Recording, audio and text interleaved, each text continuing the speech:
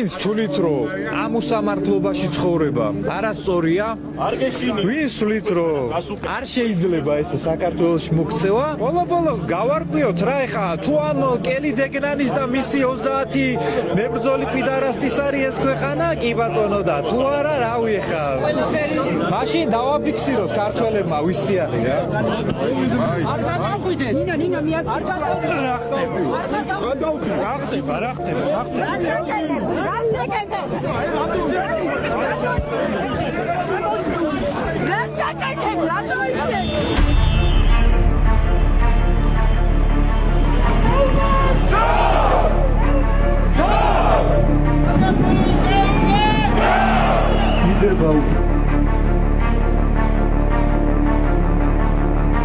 ავიწყოთ ისე როგორც ჩვენ შეგვეფერება ჭეშმარიტ ქართველებს მეგობრებო, ჩემო ქართველებო, ერთად ვთქვათ მამაოჩვენო.